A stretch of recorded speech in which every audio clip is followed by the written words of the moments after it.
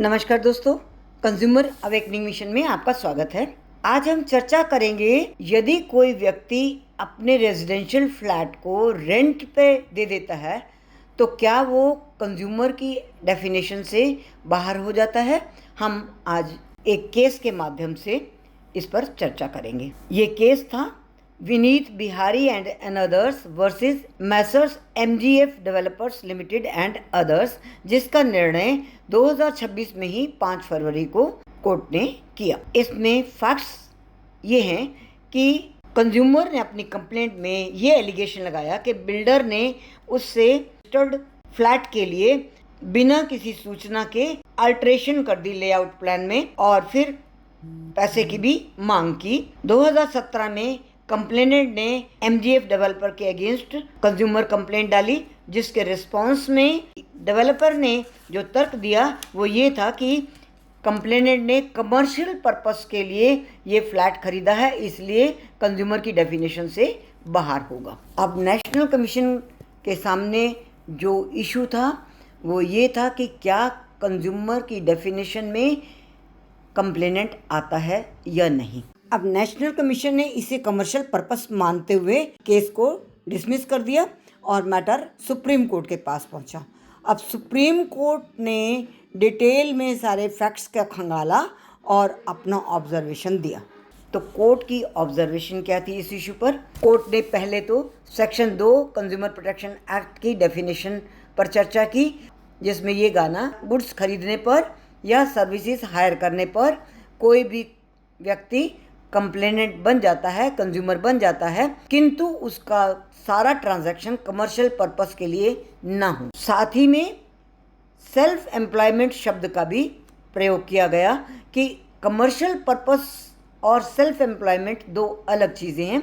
Commercial purpose में dominant purpose ये होना चाहिए कि जो भी वस्तु या सर्विसेज हायर की जा रही हैं, ये सब वस्तु खरीदी जा रही हैं, वो फर्दर सेल के लिए हैं और बेनिफिट के लिए, लॉस एंड बेनिफिट उसमें इन्वॉल्व होना चाहिए। जबकि सेल्फ एम्प्लॉयमेंट का अर्थ है कि कोई भी ऐसा इंस्ट्रूमेंट, कोई भी ऐसा काम जिसमें वो केवल अपने आप को सेल्फ एम्प्लॉयड करता है और उसको फर्दर सेल नहीं करता है, तो वो कंज्यूमर की डेफिनेशन में आएगा।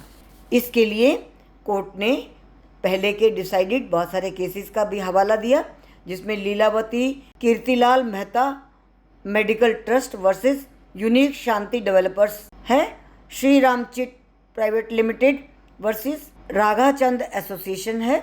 इन दोनों केसेस में भी कोर्ट ने ऐसा ही निर्णय लिया था और कोर्ट ने अंततः ये पाया कि केवल रेंट पर अपना फ्लैट दे जाने से कमर्शियल पर्पस की डेफिनेशन में नहीं आएगा कंप्लेनेंट, क्योंकि हमको बारीकी से ये देखना है कि डोमिनेंट पर्पस क्या था।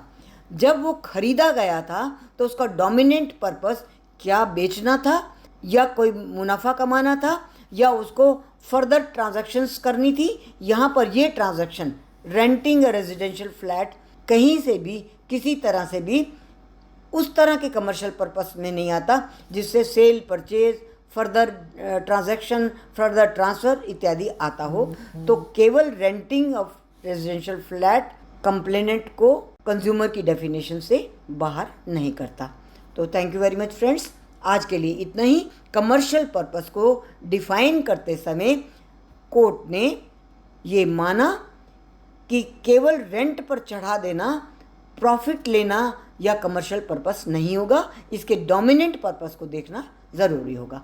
तो हम फ्रेंड्स आज के लिए इतना ही। हम फिर मिलेंगे इसी तरह के नए विषय के साथ। तब तक के लिए हमें आज्ञा दीजिए। यदि आपने हमारे चैनल को सब्सक्राइब नहीं किया तो सब्सक्राइब कर लीजिए, ताकि हमारे फ्यूचर अपलोड्स आपको रेगुलरली मिलते रहें और हमारा आपका संवाद बना रहे।